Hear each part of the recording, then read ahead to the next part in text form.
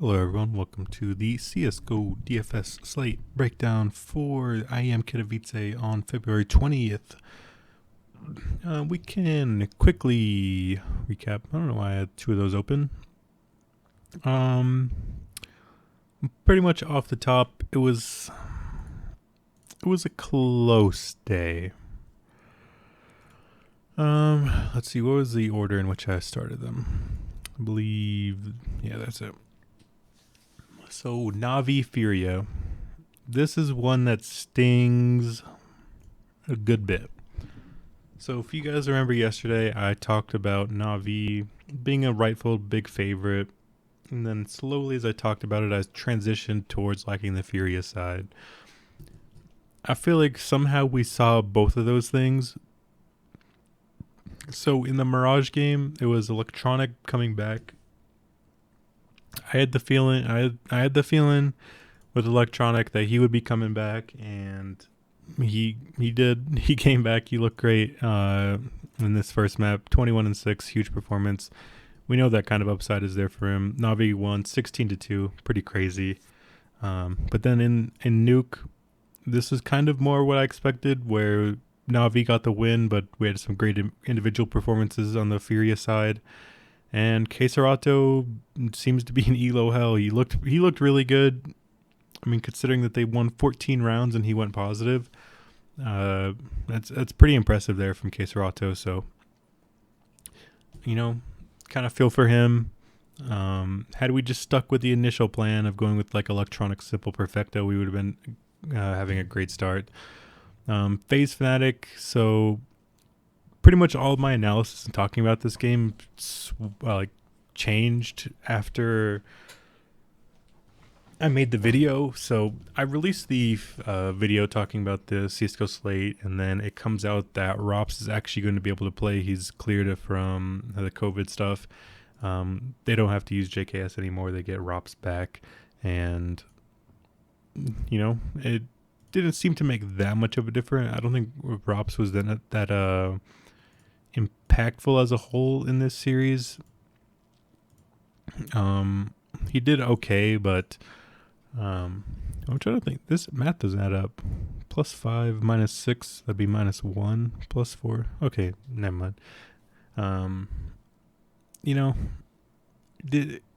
didn't look great, but maybe just coming off the COVID stuff, he maybe missing a step. It was a nice series for them to kind of get back together as a whole when you bringing Rops back in for the replacement of JKS. They looked good. Pretty much kind of what I expected to happen happened.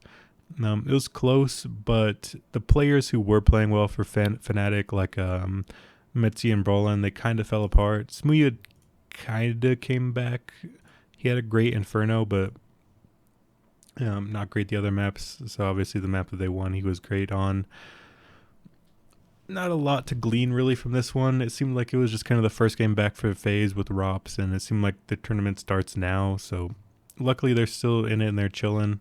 I did like Twist and Brokey. They ended up doing pretty well, but it kind of didn't matter because we were already dead after the Furia stuff. Had they put up a fight in the first game, I think we would have been chilling, but it was just a little bit too much differential there.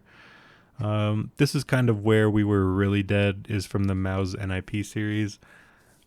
So I don't know if you guys got the same feeling that I had when I was talking about this series. I felt like this was going to be close, and NiP was the better team, but Mao's had more like kill differential and kill share, and it just seemed a little better individually from the Mao side. I wanted to go with the NiP side so bad, but I just couldn't justify it with like any stats or anything. This is kind of why I'm maybe taking a little bit of a different approach going forward. I don't know. I don't want to make it sound like I'm changing up everything. Like I'm still thinking about a lot of things the same, but I just need to kind of trust that gut feeling a little bit more. I had the feeling that NiP was going to be finally have a decent DFS game, and the players like Rez, Hampus, and Plopsky were going to do pretty well, and I thought they were going to win as a team, so it seemed like a good spot. I just couldn't get there, and it ended up being pretty bad. Frozen and Torzi getting swept, going negative, just killing your lineups there. Vitality Gambit. This is actually like a weird one. Um, Again, this is one where I kind of went against my gut. Um, if you guys had followed me on Twitter for a while or anything like that, you guys know I'm like hashtag fade Zywoo. I don't know what it is, or like I can't explain it almost. Like I just feel like he's so always overowned and all that stuff. So I typically am on the fade Zywoo. And then the one time I'm like, man, this is a great spot for him. He was super chalk, and then he ended up sucking so bad. Um, had I just gone to Axel and Shiro, we would have been chilling. But I did have some Shiro, but my Shiro was with Zywoo, and then obviously compared teaming those bad plays up with the Mao's guys. It was just such a disastrous day. I kind of just got swept across the board in the CS streets, so not ideal, and obviously very bad stuff. But that's the great thing about DFS. We have another slate to make it back, and we will try to do so. First glance at the slate, I want to try to look more on the slate as a whole. Not looking the best, but I think there is some spots and some ways to approach it. I think this will probably be a single entry, just one lineup for me tonight. There's not a lot I love, but I think there's enough for me to build a lineup I like. So, the first one, Nip Gambit minus 300. I feel like we've kind of seen a lot from these two teams, especially in the DFS aspect. We've seen Gambit put up great kill death numbers, great kill shares. Like Gambit has been great for DFS goodness. NIP has been great for giving up DFS goodness. So overall, this seems like a pretty solid matchup for the Gambit boys. I like them to win. I feel like although Nip keeps sticking around and they keep doing well, they keep winning games and stuff. I just feel like Gambit is a task too tall for them. And I think Gambit get the job done. Maybe 2-1, maybe 2-0. I feel like there's still some magic there with the NIP boys. They're doing pretty well. Winning games and that kind of stuff. But it's just kind of tough to glean want anything from the NIP side. It seems like all the goodness and upside is on the Gambit side, and I like them pretty heavily. It's going to be tough to get there. Because like there's other like Navis on the slate, and Shiro and Axel are getting up there in price, 9K, so it's tough, but I think they're in a great spot. I like them a lot, and I'm definitely not going to be alone in that. Next one is a pretty interesting series as well. I actually like this one a lot, Heroic Virtus Pro. I honestly, at first glance, I was pretty surprised to see Virtus Pro as the favorite. I don't want to spend too much time going in depth in the other series, because I feel like it's just going to be Gambit. It just kind of depends on how much Gambit, that kind of thing. So with Heroic, we haven't seen that much for them lately. Sorry, I just need to send this message out. All right. So resetting real quick. We haven't seen much from Heroic lately, other than winning on Vitality. It's hard to gather how much that matters, because if you guys remember what I've talked about yesterday with Zywoo and Vitality versus Heroic just seemed to be like a Vitality kryptonite. Doesn't seem to be any rhyme or reason to it. It just kind of exists, to where Heroic just have Vitality's number consistently. More especially Zywoo. So, like, do you want to put a lot of stock into them beating a really great team? Like, yeah, I think Vitality are probably top 3 team in the world, and I think beating them does matter. But that's kind of all we have. And then when you have the caveat of like Heroic just always play Vitality well anyway, it's like how much does it matter in the grand scheme? Then over on the Virtus Pro side, we saw them beat Nip, Copenhagen Flames, Furia, Complexity. We've seen them play like nobody. I know NIP have been looking good. They're getting wins and stuff. So that does feel like a pretty solid win for them. But still, I feel like Heroic is just always contending. They're always such a great team. But much like Nip, Heroic suffer from a very bad problem of like fantasy scores. So we can, whoops, wrong tab. When you look at these players, okay, so this is going to be,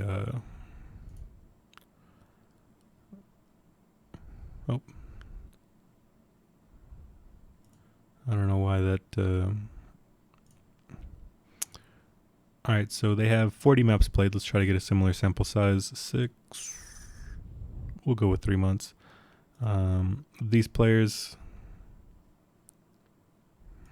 is this all that there is for this roster?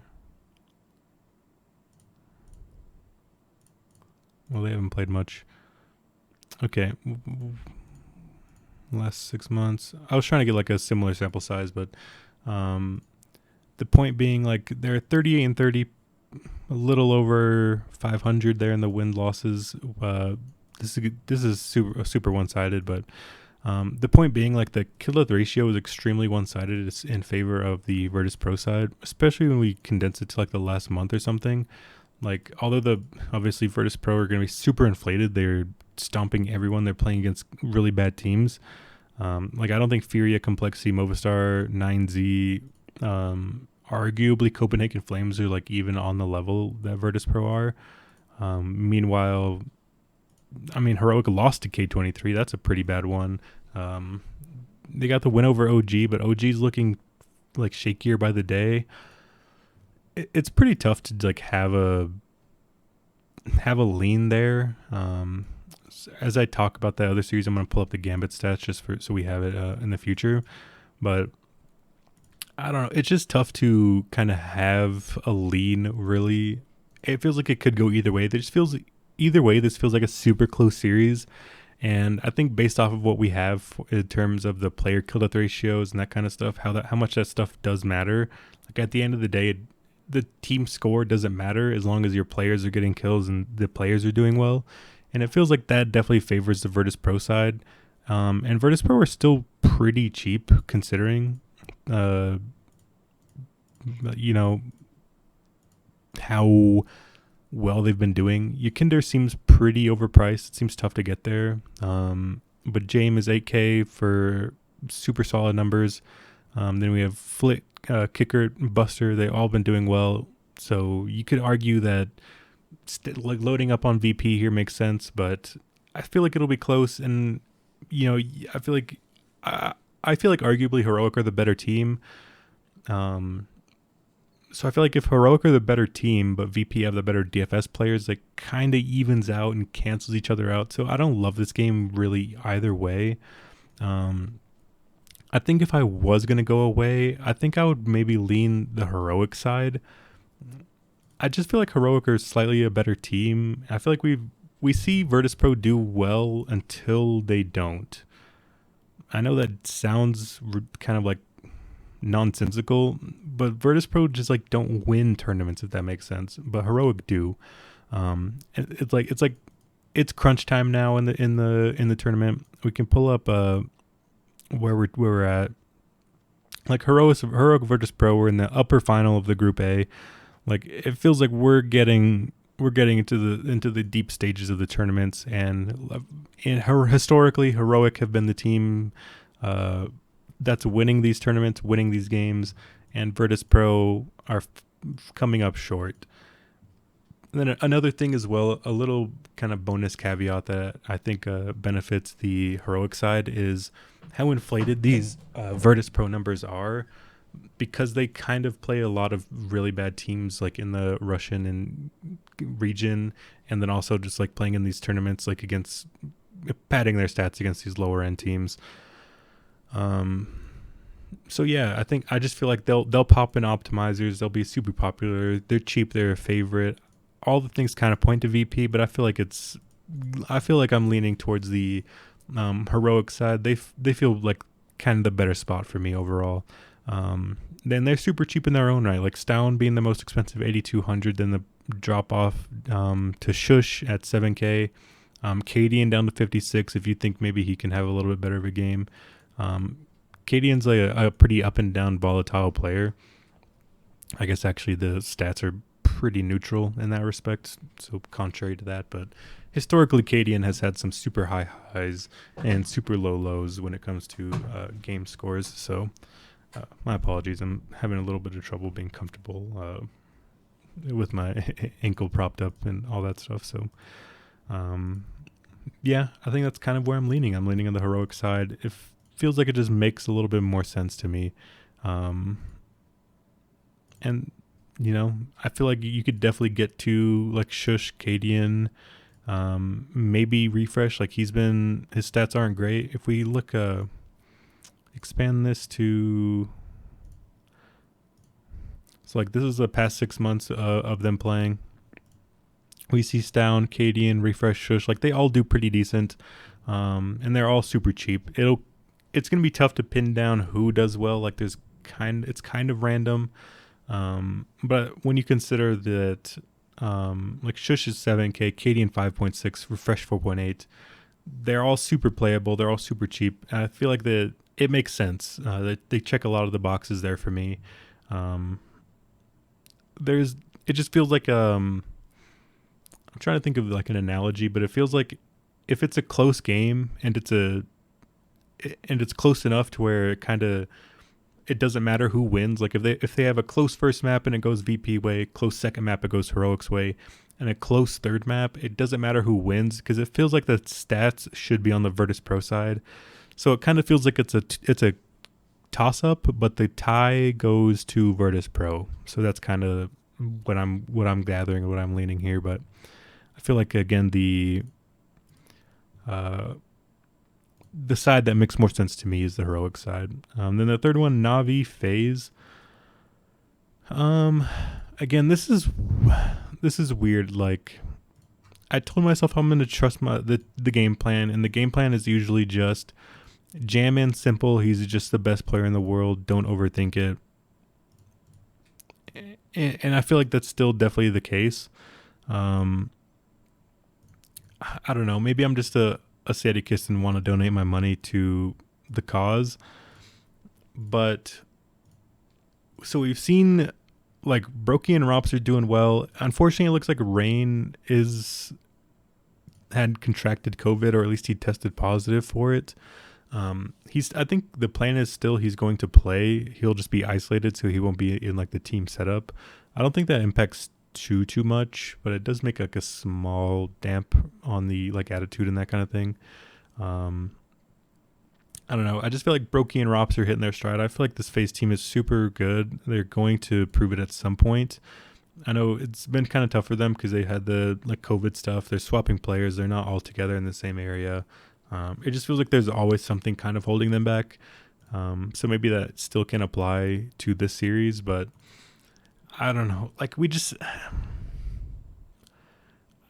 just feel like we haven't seen Navi beat anyone convincingly. I know they just got the 16-2 over Furia, but in the same series there was a 16-12. And had Queserado had any help, they could have taken that map. So like if Furia has a slightly better map 2 performance, and then we're talking about a third map with Furia, and they drop the map to end 16-4 nonetheless, like they're looking beatable. That's pretty much it.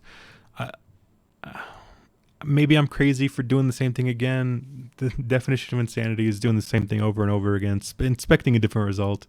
And fading Navi seems like the definition of insanity, but I feel like if I'm just gonna make my hay, I'm gonna go with Gambit. I'll load up on Shiro and Axel, and then I'll take my shots with the heroic and FaZe guys. Like Rops is so cheap, Brokey is so cheap. Like I don't know. Again, this is only a 3-gamer. There's not a lot to love. You know, I don't have a huge leans anywhere. So I'm probably just going to end up making one lineup, and that I probably gave away my build there, but you know, I like Shiro and Axel. If I want to load up on, maybe I could even get Shiro, Axel, and Hobbit. Hobbit's getting pretty cheap, and we know how well he can do. Inters is pretty cheap. You could argue getting down there would make sense. I just feel like loading up on these Gambit guys, and I don't mind the underdog shots with heroic and FaZe. The thing that does worry me is obviously just the simple factor. Um, it, I don't know why, but it's like whenever Navi go against other good teams, it just feels like Simple shows up on another level. Um, like obviously he's the best player to ever play. He's the best player in the world right now. There is no questioning that with Simple. I don't know. It's just like if it just feels like all the leverage is on the FaZe side. Like if it hits 1 out of 5 times, the time it does hit, it's gonna pay off way more than it could imagine. So maybe this is silly. If you guys want to ride to the Navi side, obviously feel free to. They're again a very large favorite, minus 300. They're Gambit and Navi are the same size favorite. I feel much stronger with the Gambit side than I do the Navi side. Um, I don't know. I could definitely see this Navi FaZe game going 3. And I feel like if anything, that benefits a player like Simple more because it just gives him more opportunities to rack up the 4Ks, the overall kills, the 5Ks, the assists, first kills, like all the bonuses Simple can rack up in a 3-game series. But I don't know. Like people are already going to be on Simple anyway, so like, what does it matter? I don't know. I just feel like loading up on Brokey Rops sounds good. Sounds good to me, and they should be pretty abandoned because the people are going to want to go to Navi. They've been doing pretty well, and people don't like to change that kind of stuff. Navi just won them money yesterday probably, so they'll load up on them again, and I'll be on the other side. So I don't know, pretty risky day. Probably going to go relatively light. Probably going to go just with one lineup, like I said. Probably take my spot with the Gambit boys. Take a heroic underdog and take the FaZe underdog. Hopefully my players pull through, and that's the difference maker. Maybe I'm silly and maybe I'm just crazy on that. I don't know. I feel like I'm definitely going to go Gambit heavily. I'm definitely thinking I'm going to go with the FaZe side. Probably load up with like Rops and Brokey. I feel like they can have good games. The only problem here is like if I go with Virtus Pro or Heroic, just because I feel like that like the inkling of it being a super close game, but it feels like the scores would be on the VP side worries me. So I want to build like a mock lineup here. Like if I did Shiro, Axel, and Inters, so based on their stats, they're doing pretty well. Inters has been doing pretty good, and he's super cheap, so it makes sense. I think they probably get the sweep. So I like Inter's price. I closed the Heroic Virtus Pro series, the team, but if you're going to play a heroic player, it's going to be Stown. He's like the only consistent shining light, I guess. Like he's been popping off pretty good for them. Let's see, last 3. Nope. I'm going to replace this. All right, so yeah, like Stown has been the consistent bright light on that team. So we go to Stown, and then we look at the FaZe guys. Yeah, we can't even get to like Brokey and Rops. So like if we went to like Flit would be fine. Like Flit had been putting up some decent numbers. I think he's like the 3rd option. So yeah, I mean that's I don't know, something around this area is what I'll end up on. I'm not sure how I'll end up constructing it, but I don't know. Call me crazy, definition of insanity, fading Simple, going with the other side, fading VP, going with the other side. I just feel like all the leverage is there. It makes sense. Esports are so random that you kind of just need to take your shots on like leverage and stuff and not necessarily who you think is going to win. That's been been the key to success for me. Maybe you'll take more overall losses, but your wins will be bigger. Maybe it's just a riskier strategy. I think that's a fair way to look at it. So depending on your guys' risk tolerance and all that kind of stuff, you can adapt for them. For what am I trying to say? You can adapt for yourself and whatever makes sense to you. But maybe I'll just go a little bit lighter, but continue to take more shots. I think going with like the fading the Simple side when hoping that you get the right combo can pay pretty big dividends. So that's probably just gonna be it for me today. I don't know what the slate will be looking like tomorrow. Like I said, we're getting kind of down to the witching hour of the uh, of IEM Katowice, so I'm not sure what the slate will be looking like tomorrow. I wonder if it shows. Yeah, we have games on the.